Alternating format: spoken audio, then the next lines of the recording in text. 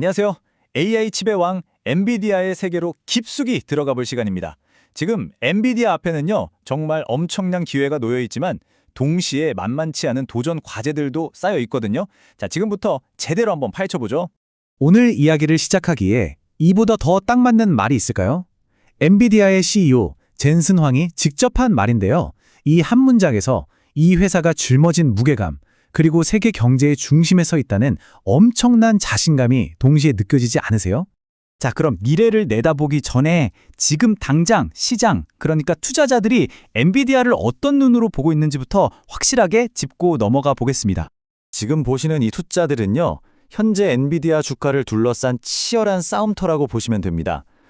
투자자들은 175달러 선이 무너지지 않기를 바라면서 어떻게든 185달러라는 저항선을 뚫고 다음 단계로 나아가길 기대하고 있죠. 단순한 숫자가 아니라 시장의 기대와 불안감이 팽팽하게 맞서고 있는 현장입니다. 다음 주제로 넘어가 볼까요? 엔비디아에게 가장 큰 기회이면서 동시에 가장 골치 아픈 시장, 바로 거대한 중국 시장에 대한 이야기입니다. 와, 이건 처음 들으면 정말 엄청난 호재처럼 보이죠. 그동안 규제 때문에 꽉 막혀있던 중국 시장에 엔비디아의 최신의 칩인 H200을 공식적으로 팔 수 있게 됐으니까요. 그런데 말이죠. 이 거래에는 아주 놀라운 조건이 하나 숨어 있습니다. 바로 이 숫자 25%입니다. 이게 무슨 뜻이냐면 엔비디아가 중국에 칩을 팔 때마다 그 매출의 무려 4분의 1을 미국 정부에 수수료로 내야 한다는 겁니다. 그러니까 이게 정말 팽팽한 줄다리기가 되는 거예요. 미국 입장에서는 자국 기업이 돈 버는 걸 허락해주는 대신 세금을 확실히 챙기겠다는 아주 전략적인 수죠. 하지만 중국이 이걸 가만히 보고만 있을 리가 없겠죠? 오히려 화웨이 같은 자국 기업을 키워주기 위해서 H200 구매를 일부러 제한할 수도 있다는 겁니다. 문은 열렸는데 과연 장사가 잘 될지는 아무도 모르는 상황인 거죠.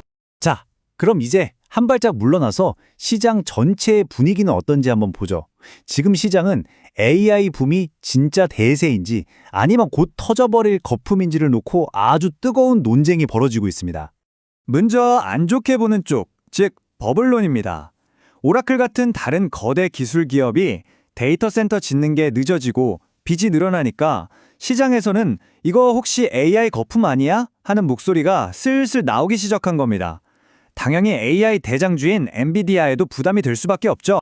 그런데 바로 그때 시장에 완전히 정반대의 신호가 터져 나옵니다. 메모리 반도체 회사인 마이크론이 정말 어마어마한 실적을 발표한 건데요. 심지어 AI에 꼭 필요한 메모리 칩이 2026년까지도 계속 부족할 거라고 예측했어요. 이건 뭐죠? AI 인프라를 만들려는 수요가 진짜이고 앞으로도 계속 성장할 거라는 아주 강력한 증거인 셈입니다. 그럼 엔비디아는 이런 상황 속에서 그냥 가만히 있을까요? 절대 아니죠. 미래의 지배력을 지키기 위해서 아주 치밀하게 움직이고 있습니다. 어떻게 경쟁자들을 따돌리고 있는지 한번 볼까요?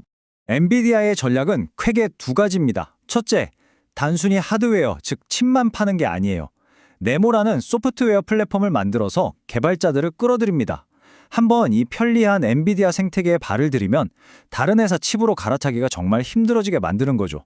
둘째, 아예 미국 정부가 주도하는 핵심 AI 프로젝트의 파트너로 참여해버립니다. 단순한 회사를 넘어서 국가 안보의 일부가 되겠다는 전략이죠. 하지만 이렇게 쌓아 올린 철옹성에도 균열이 보이기 시작합니다. 가장 무서운 적은 바로 자기 고객들이에요. 아마존이나 구글 같은 큰손들이 직접 자기들만의 AI 칩을 만들기 시작했거든요. 그리고 더 무서운 건 중국 화웨이의 어센드 칩입니다.